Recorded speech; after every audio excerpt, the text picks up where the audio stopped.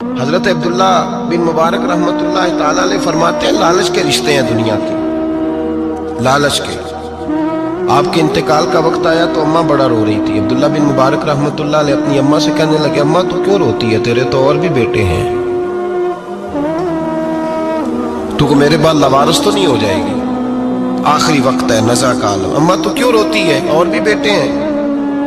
تو اماں کہنے لگی، بیٹا اور بھی بیٹے ہیں، پر جس طرح کا دھیان تو رکھتا تھا وہ نہیں رکھتے، جس طرح وقت پہ دوائی تو لا کے دیتا تھا وہ نہیں لا کے دیتے، جس طرح تو میرے کھانے پینے کا خیال رکھتا تھا وہ نہیں۔ کہنے لگی، اچھا اماں اس کا مطلب ہے تو مجھے نہیں رو رہی، تو اپنی ضرورتوں کو رو رہی ہے کہ روٹی کون دے گا، کھانا کون لائے گا، دوائی۔ میں سمجھا تھا شاید مجھے رو رہی ہے۔ بیوی سے پوچھا، تو کیوں رو رہی ہے؟ تو کہنے لگی، تیری وجہ سے میری بادشاہی تھی، تو موجود ہے تو خاندان میں، معاشرے میں میرا ایک وقار ہے، تیرے بعد تو بیوہ کی زندگی ہوگی۔ آپ فرمانے لگے، اوہو میں سمجھا تھا شاید مجھے رو رہی ہے، تو اپنے وقار کو رو رہی ہے۔ بیٹوں اور بیٹیوں سے پوچھا، تمہاری آنکھوں میں کیوں آنسو چھلکتے ہیں؟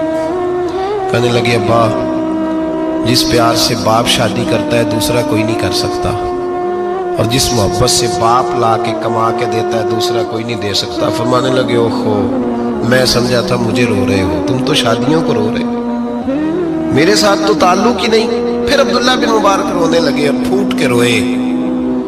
کسی نے کہا، آپ کیوں روتے ہیں؟ فرمایا، آج سمجھ آئی ہے، میرے ساتھ اگر بے لوث رشتہ ہے تو یا خدا کا ہے یا محمد مصطفیٰ کا ہے صلی اللہ علیہ وسلم۔ آج سمجھ آئی ہے، وہ میں نے جن کے ساتھ تعلق مضبوط کیا ہی نہیں، کبھی فجر چھوڑی، کبھی زور چھوڑی، کبھی ایک رہ گیا، کبھی وہ رہ گیا، کبھی داڑھی کا پروگرام بنا، کبھی رہ گیا۔ جن کے ساتھ میں کمزور تھا وہ میرے ساتھ مضبوط تھے، اور جن کے ساتھ میں مضبوط تھا ان کا میرے ساتھ کیا حال تھا۔ یہ کمزوری ہے رشتوں میں، وفا نہیں۔ ہمیں تو بھائی کام پیارا ہے، چم نہیں۔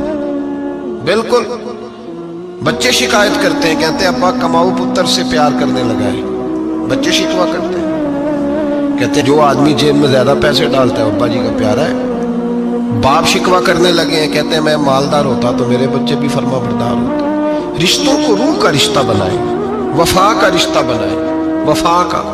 کتے کا ذکر قرآن پاک میں آیا ہے، اس لیے آیا ہے کہ اس نے اللہ کے ولیوں سے وفا کی تھی، اسی آیا ہے کہ اس نے اللہ کے ولیوں کے ساتھ وفاداری کی، وفاداری کی تو اللہ نے اس کا ذکر قرآن